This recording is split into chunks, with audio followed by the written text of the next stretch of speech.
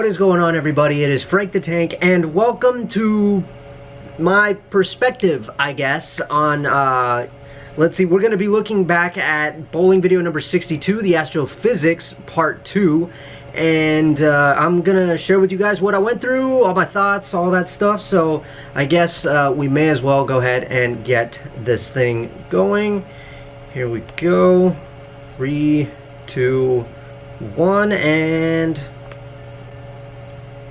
Alright, so here it is. Actually, let's backtrack real quick. Take a look at this. November 16, 2020, the day before the lanes closed again. So, this is funny. After I had shot that 300, the GM came over to clean the station, well, you know, where the seats and all that stuff. She came over to, like, sanitize it, I guess, because, you know, you gotta do that now. And, yeah. She came over to do that, and she told me, well, enjoy all the bowling while it lasts, because after today we're closing again. And I'm like, are you serious? Whoa, you know, talk about the perfect timing to get that 300, because here we are now, and it's been probably almost 2 months since I was last. As of right now, it's been almost 2 months since I've been to the lanes last. So yeah, perfect timing on that 300, I guess.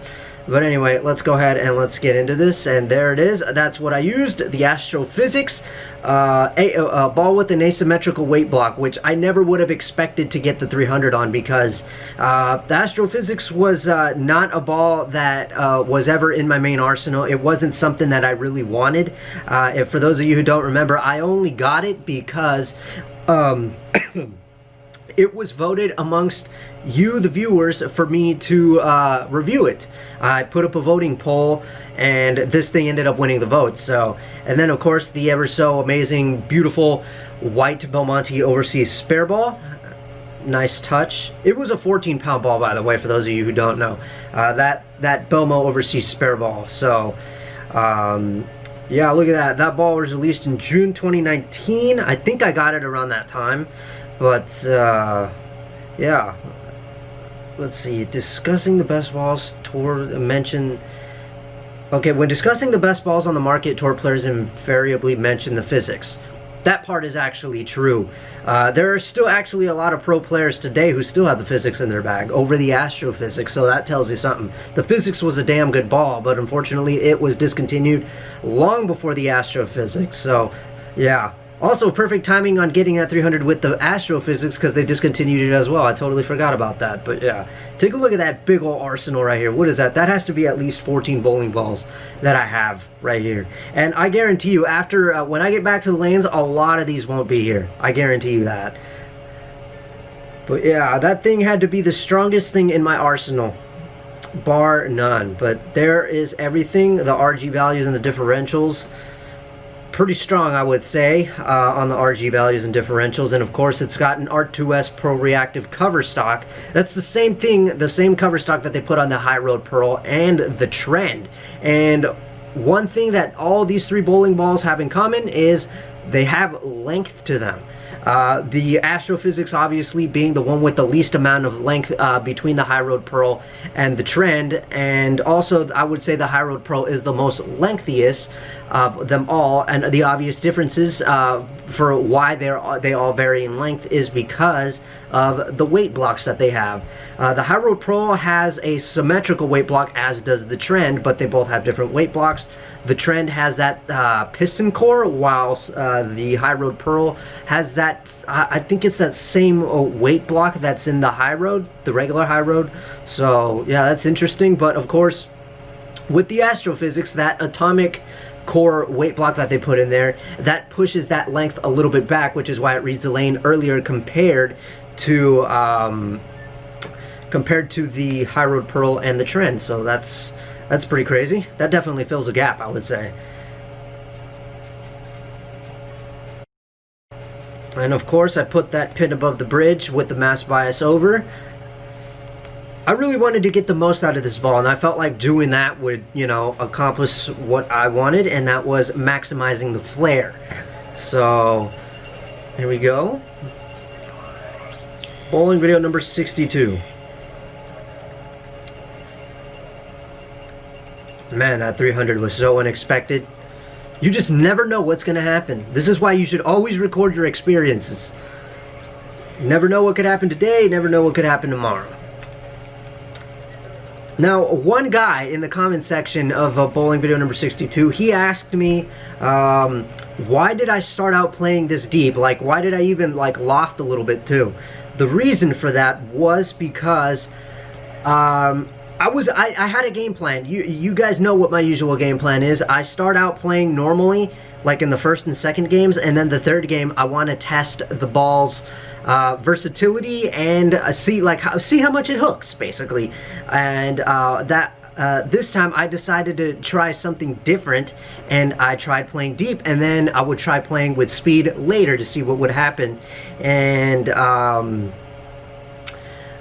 one of the things that I kept in mind was the phase 2 video, where I played normally in game 1 and 2, and then game 3 I had to play deep to the point where I had to loft because the pattern, the oil pattern, was already very worn out. So I knew, like, with this ball being very much stronger than the phase 2 in my opinion, I would have to really have to probably start lofting a lot. So I didn't really want to do that, so I felt like maybe starting now while the pattern is fresh, I felt like it was just a better idea. And as you can see, it worked out pretty well. And I guess you could say a kind of an ugly start here, as I went 8 spare and then a split. I was the 2-4-8-10. And the funny thing about this 2-4-8-10 here was, take a look at this. Beautiful setup right there. Brilliant, brilliant pickup. So, but right before I did this, I thought about how Jason Belmonte converted his 2-4-8-10 on TV in the, I believe it was the Players Championship. I can't remember. No, it wasn't the Players Championship. It was that one TV show where Kyle Troop ended up winning, and he beat Chris Barnes. I can't remember what, I don't know if it was Indianapolis or something, but Belmo was on that show. He went up against Chris Barnes, and he left the 2-4-8-10, and he was using the pitch black on the right lane. And the way he went about it was kind of interesting. He went about it kind of this way, and I thought about that. I'm like, I should probably try that, because I have tried it the way where you hook the ball like the entire lane and just let it come back and make it hit in between that 2 and 4, and it'll just sweep everything over. I have tried that, and I was never successful. So I thought about, why don't I try it the way he did it, and he just sent the ball like straight down and just let it hook in. And I tried that, and the difference here was, obviously I knew this ball was going to hook a lot, so I would have to play it from the very right side of the lane. As you can see there, that's about 11, 12 at the board, at the arrows right there. So I set it down, so because I knew by doing it like that, being this is a strong ball, it would cross over, and it worked. Look at that. Everything sweeps over, takes out that 10. Beautiful. Fun fact for you, actually. After I had finished this, I had the IQ Tour packed in my bag, and I decided, I'll just shoot a couple games with this. And I left the 2-4-8-10 after that, and I tried it the exact same way as you guys just saw here, and I picked it up again. So I had actually picked up the 2-4-8-10 2 times that day. I think I have officially figured out how to pick up the 2-4-8-10 because of that, so. But yeah, man, this ball is just far too strong, man. Let me just, the way it goes from the right side of the lane and just comes back, it's just insane. But yeah, another thing that like really kind of, I was kind of irritated that day, because as I was suiting up, right before I turned on the camera, this group of 5 teenagers on this lane that you see right here, they ended up bowling on that pair, and I was like, oh great, people. And the worst part of it was that they were the loud, obnoxious type of teenagers. I know I probably shouldn't even complain, because I do not want to be that guy who, like, you know, complains and, like, you know, gets distracted easily. So I just tried to deal with it the best that I could. And yeah, they basically kind of were messing with my game plan, because you could see there I was playing deep, and then at times I was just going back to playing normally. But man,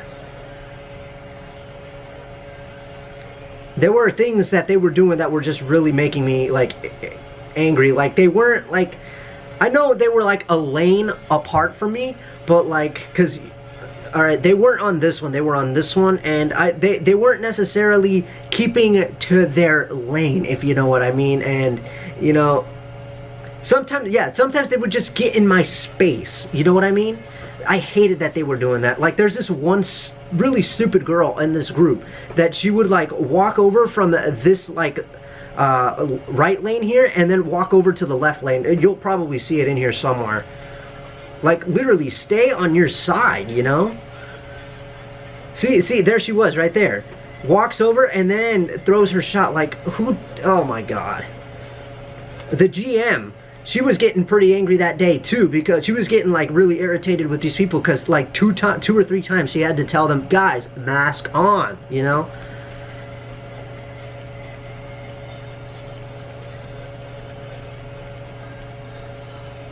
Man, that was a serious loft. And it crossed over because I sent the ball down there too slow. Usual pickup of the 3-6-10, and if you're wondering, yes, I go literally directly at it. I don't go cross the lane at it like if I was picking up the 10 pin. It's not my thing. I hate doing that. Whew, man, flirted with the gutter on that one. Late tap on the 7. But yeah, I tried my best to block out there, you know. I just tried my best to block them out and just kept trying to bowl. But one thing that was on point was me picking up a lot of 10 pins.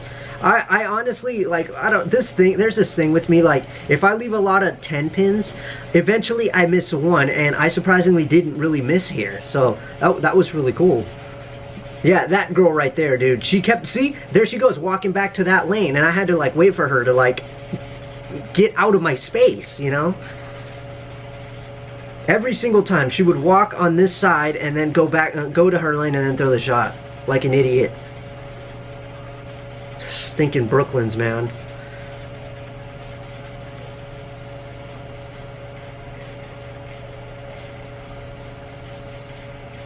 I'm surprised that shot didn't cross over. But there we go, another 10 pin, why don't we? I don't know, suddenly everything clicked that day. Like I knew exactly where to lay down the ball. I felt like I had total control. That was a great shot. There she is again. Wait, let's backtrack. Was that it right there? Yeah, see, there she goes. Watch carefully, right there on the left side. Right here. She just walks over. Oh my god, man. Thank God I'm not Pete Weber. I would have been so mad. I would have probably lashed out at them. There we go, man. Just picking up 10 pins all day. If you're going to leave it, you got to know how to clean it up, right? Otherwise, your scores are going to suffer. Definitely a lot of Brooklyns that day. I'll probably do like another spare shooting video now that I think about it. I know I promised a long time ago that I would show you guys how I shoot spare combinations, because I already learned how to, I already showed you guys how I shoot my single pin spares. Oh yeah, I was leaving the 9 pin a lot.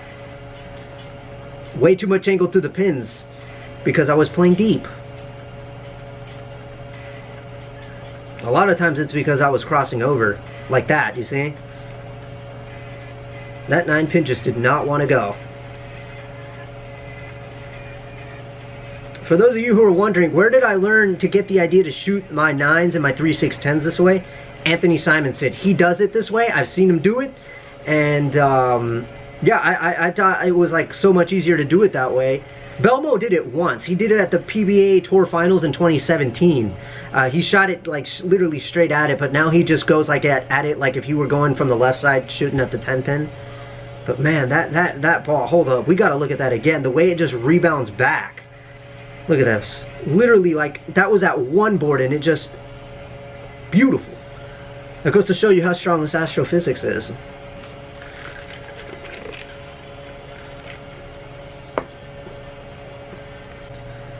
Okay, everybody, now that we have zoomed through games 1 and 2, it's now time to look at the main event.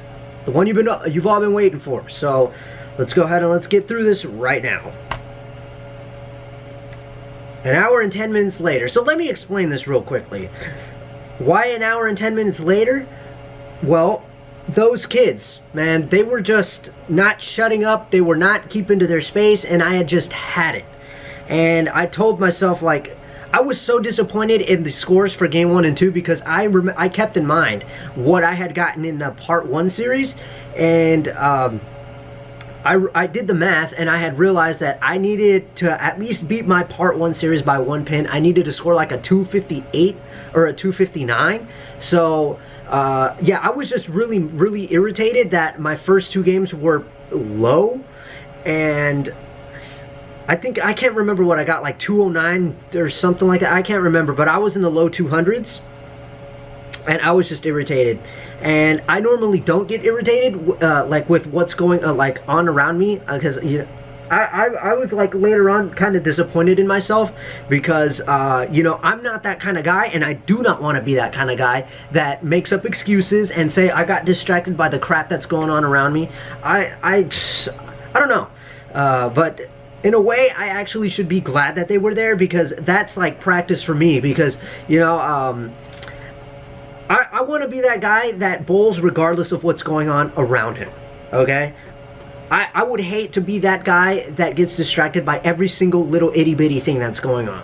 So, yeah, kind of a little disappointed in myself for letting those teenagers that were next to me get to me.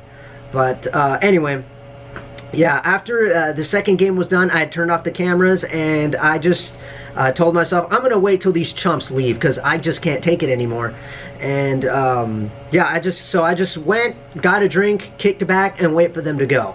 So, an hour and 10 minutes later, they had finally gone, and I got to setting everything up again, and here we went.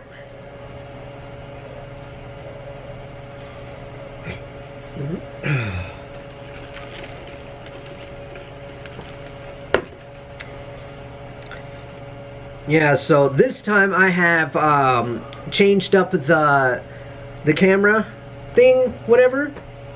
So I basically did like a little side-by-side for you guys, so that you could perfectly see how the camera down below and the normal view camera. So that way the other one isn't just hidden up at the top corner, making it difficult for you guys to see. So I hope you guys enjoy that.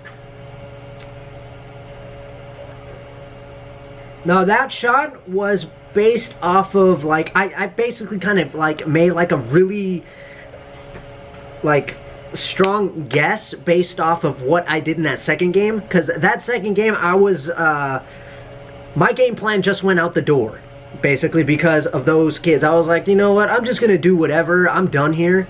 I just wanted to get through the game, and I remember about those shots that I threw like with normal speed rather than where I was playing far left. And I just gathered all the knowledge based off of that, and I thought, okay, I'm gonna stand here and I'm gonna shoot it here and see what happens, and luckily it struck, and I'm like, okay, I'll try that again. So yeah, that first shot I guess was based entirely off of luck. That was a good one. Very, very nice.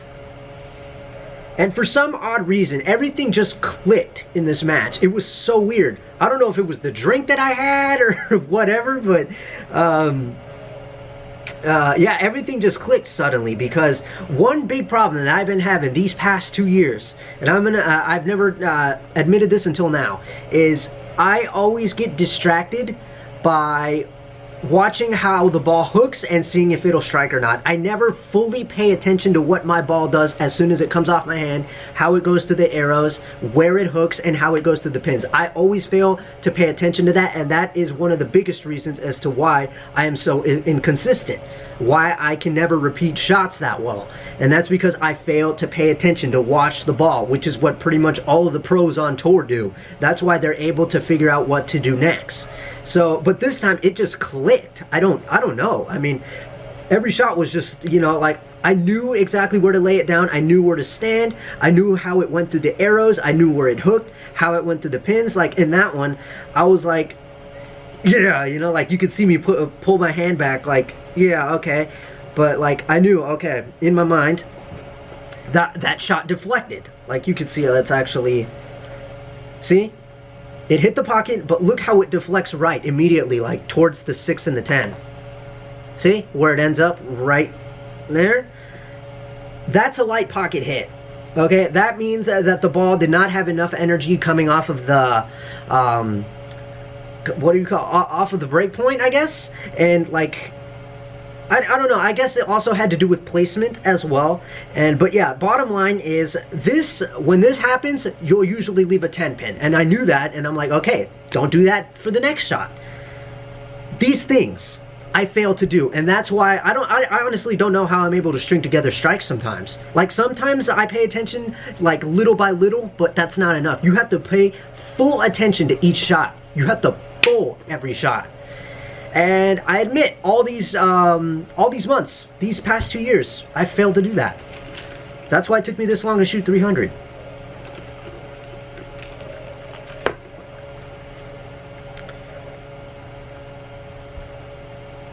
That is honestly a really dumb thing that I said, though. What if it really was the drink? That's actually a weird thing. Every time in League, when I have like a beer or something like that, I actually end up playing better. Does that ever happen to any of you? Let me know in the comment section. Do you ever like have a drink or something, like a beer or a soda or something, and then suddenly you just play better? That always happens to me. I think it's just a mental thing, honestly.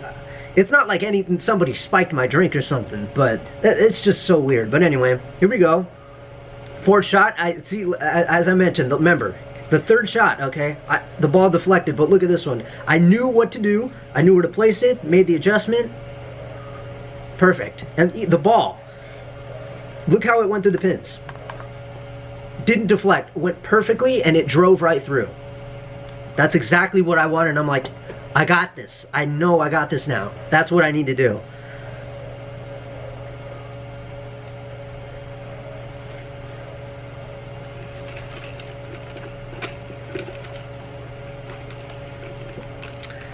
So when I had that first 4, it wasn't really anything to me, because when haven't I got a ham bone? For me personally, it didn't dawn on me that I had something going here until the 7th strike.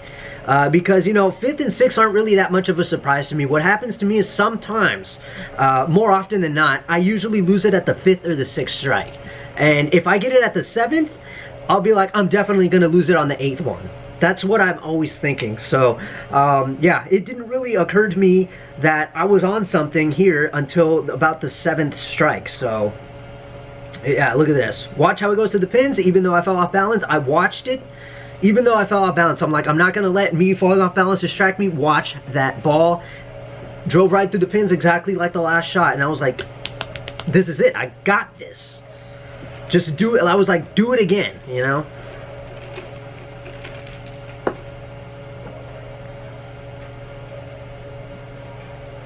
Yeah, everything was on point in this match. I don't know why suddenly it just clicked, but it just did. Mental game was sharp. Physical game, pretty good. I mean, yeah, I may have fallen off balance there, but still, above all else, it happens. Nobody's perfect.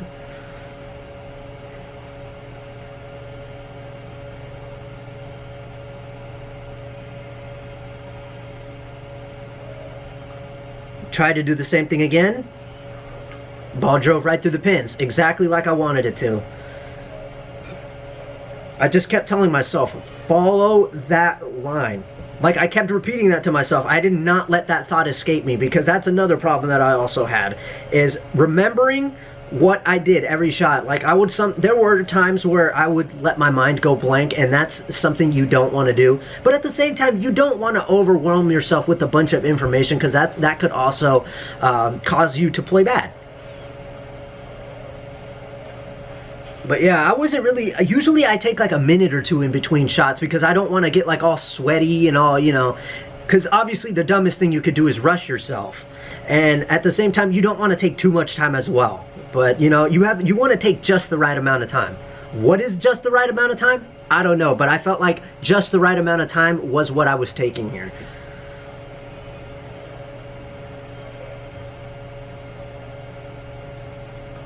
Yeah, see? as I was posting the shot, I watched that ball, but somehow, I don't know what went wrong there. I don't know if it's because I didn't put enough on it, and it just gave me a light hit, but somehow I hit them thin, watched them all fall in.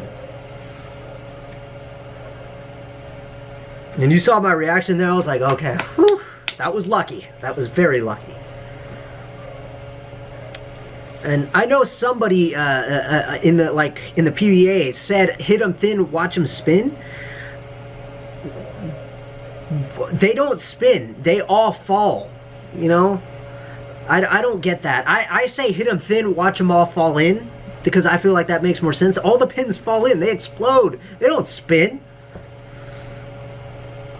But yeah, I tried my best to repeat it.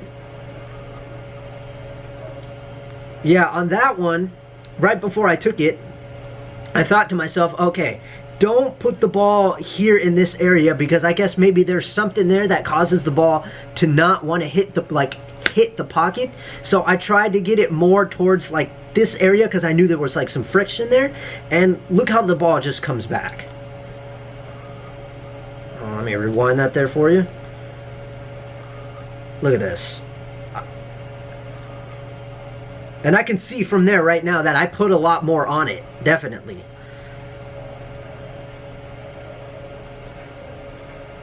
But I like, this is where things got, like, this is where the nerves started to really hit me. And then not only that, what else? I thought to myself, dude, this is gonna get really, really tricky, because, I hate getting it right here where you have to practically, like, you know, flirt with the gutter. I just hate playing that, you know. Like, I felt like I like more comfortable putting it here around like the, what is that, like maybe the 8th, 7th board. So, but I knew that I couldn't really do that, because for some reason the ball would hold a little more than I wanted to here, and, you know, probably hit the pocket really light, which is what I don't want. But one guy in the comments section pointed out that the reason why I was able to get this perfect game was because the house shot definitely helped me out that day. And I can't deny that. That's what the house shot technically is supposed to do. For those of you who don't know, the house shot pattern, the THS as they call it, it's technically like if you had a second set of bumpers on the lane. The house shot is technically made to help you. So, that's why I'm not necessarily like saying like, yeah, I got a 300, suck it all of you, you know, like I'm not bragging about it. I know this isn't like something that like I'm overly proud of. I was happy about it, but I'm not overly proud of it, because yes, I admit, okay, it was only done on one lane. It was on a THS, you know, it wasn't in league, it wasn't in attorney. I know that. I fully acknowledge that. I'm not like oblivious to all that. I know. But let me be happy for a little bit, please. You know, I did get hit with some negativity about this 300, saying that it didn't count and that, you know, it was just in practice. You guys have to understand here, I haven't gotten a 300, and I've been doing this for 2 years, and this is just the start of great things to come, in my opinion, okay? Let me be happy for at least a little bit. And then we can forget about this and move forward. Now that I've got this, obviously the expectations are going to get higher. And because of this, now I'm definitely pushing to get a 300, like in a competition where it counts or something like that, like league, you know. But yeah, that shot was really, really good. I was surprised that that right there is proof that that guy was right. I admit it, you know. I'm not gonna hide that. That right there was an example of the house shot helping me. I got the ball there instead of like close to the gutter, like in that spot where I didn't necessarily want the ball to go. Bam! It had hold. That's what the house shot does for you. One thing I definitely want to do is get like a 300 on a hard pattern. That'd be tight.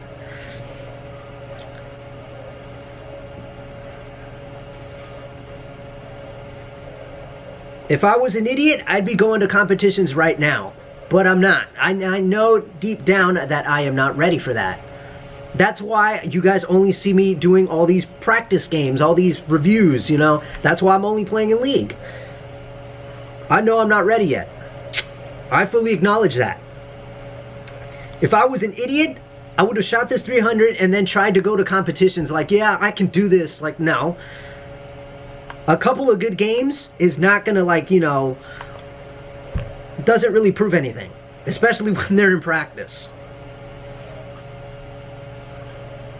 Yeah, I fell off balance there, but I kind of did it on purpose because I felt like, you know, one thing that I do worry a lot about is my approach, whether it's clean, whether I'm going to fall off balance or not, and that's part of the reason why I get so distracted with watching my shot. And with that one, I purposely fell off balance because I wanted to watch the shot. I knew this was crucial. I'm like, holy crap, I'm at 9 in a row. Yeah, I remember, I think it was during the 8th shot. I don't know if you guys saw it there. I step out for like a good solid minute or so because I think I was messaging my little sister about this. Like, I told her, look at this. I take your ball for one day and I get the 8 in a row. And she's like, uh-oh.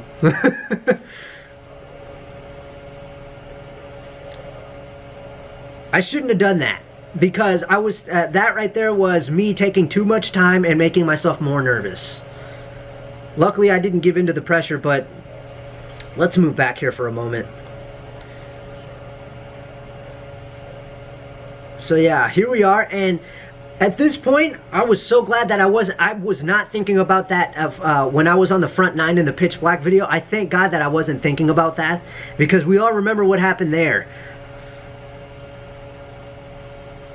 That really hurt. It really did. It didn't kill me, though. I came back from it. After all, it was only practice, right? But yeah, I wasn't thinking about it when I took this shot. Fell off balance on purpose, and oh, man. I was afraid that that was going to go high or go through the nose. But it struck, and I'm, like, thinking, oh, my God. Like, I'm like, you know, like, okay, come on, Frank. Focus, focus.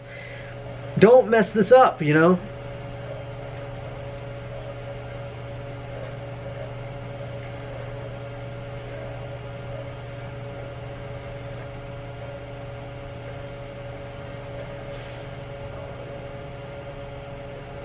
Yeah, it was this shot that led me to believe that I think that this was meant to happen. Nobody gets this lucky. Look at this. The bowling gods were watching down on me on this day. This proves it. Look at this. Ball looked like it went through the nose. Somehow. Let's take a look at that again. Like, look how high it went. This is what made the last shot for me very, very tricky. Like, left me thinking a bunch of different things. Like, what am I going to do? Where am I going to play this ball? Because I just didn't know. You know, like, I swear that I repeated that shot so many times. I don't know why it decided to do this, but look how high. Kind of is going more towards the head and away from the 3. See? Goes towards the head. It goes pretty much through the nose. And then the head, I think it, like, kicks over here. Thank God for the head pin. Because it got rid of that 7... and somehow perfectly lands right there and just slightly taps that 4. I think that's the 4. Look at that. But yeah, I just like, oh my God, you know, I just like tossed the mask because I did not want that thing to get in my face while I was taking the last shot.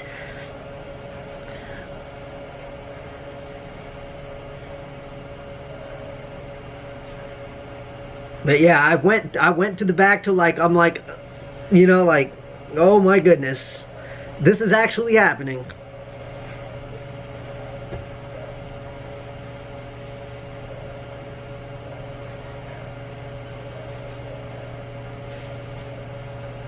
It was at this point that I told myself, all right, don't rush yourself, but don't take too much time, because if you take too much time, you're going to start to think about it too much, and then you're probably going to mess up. At the same time, I told myself, don't rush, just like, you know.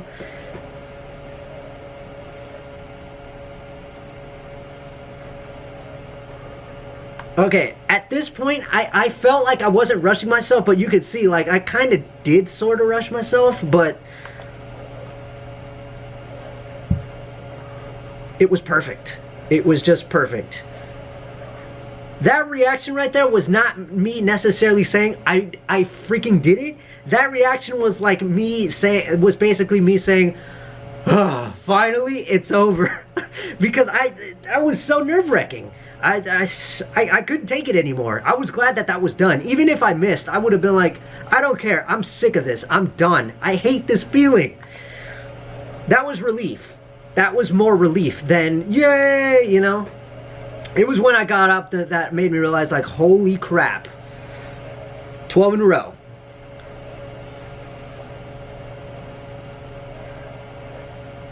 The funny thing was is that there were people on this lane, and there were people on, like, there was a couple other people, like, on like some lanes over, and when I dropped down to my, like, when I dropped down like that, none of them even bothered to pay attention to, like, you know, they were just doing their thing. Like, nobody was like, dude, are you okay? You know?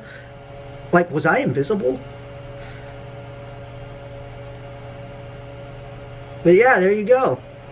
Perfect 300 game right there. Done and dusted. So now that this one's over with and done, obviously, as I mentioned before, the expectations are now going to get higher. And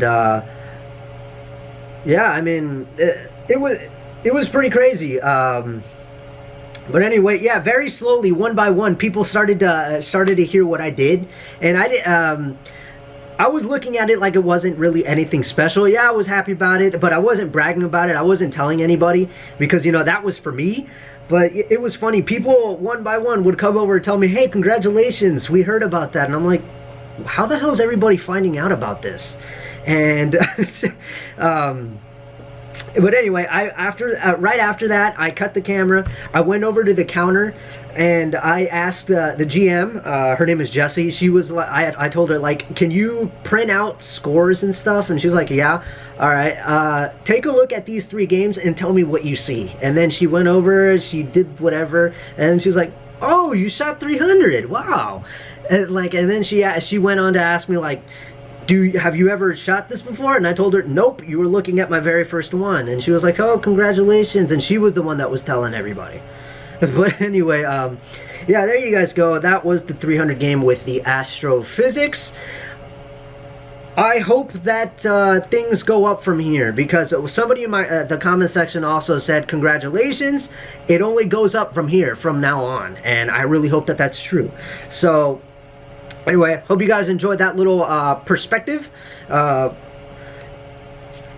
don't really know what else to do now, because that was my last review after the lanes had closed. I've really got nothing else, so I guess I gotta just think of something.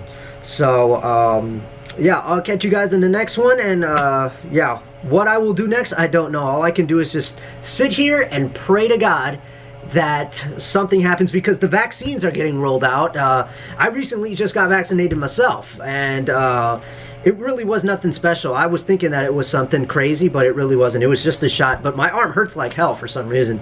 But that's my fault for not moving my arm around. I let it get sore. But anyway, yeah, all I can do is just hope that maybe by the end of January, maybe February sometime, the lanes will open and I can get back to doing this for you guys. I know a lot of you have been requesting for me to do stuff like the idle synergy, the proton physics. I will be reviewing the physics as well. It didn't occur to me that I have the physics. We'll be reviewing that as well. I will get the idle synergy, the RSTX1, all these new bowling balls that are coming out, the High Road Max and the loose, I don't even know what it's called, Insight, I think, is coming out. I'll be reviewing all this stuff. Nothing will be missed. A couple people requested the Timeless and the Drive. Definitely going to get those in. Yeah, I've got a lot to show you guys, and I've even got a bunch of stuff that's not Storm and Rotogrip. And also, one big question that came up was, now that 900 Global is with Storm and Rotogrip, am I going to be doing that stuff now? Yes, I will. I don't know what exactly, because, you know, I never really did my research on 900 Global, so I don't know what's good and what's not. So definitely gonna have to do some catching up with that. But yeah, rest assured, we will be doing 900 Global stuff as well now. So yeah, definitely got a lot to come. And yeah, I just sit here and wait until the lanes open. So until then, I will catch you guys in the next one. Thank you very much. See you later.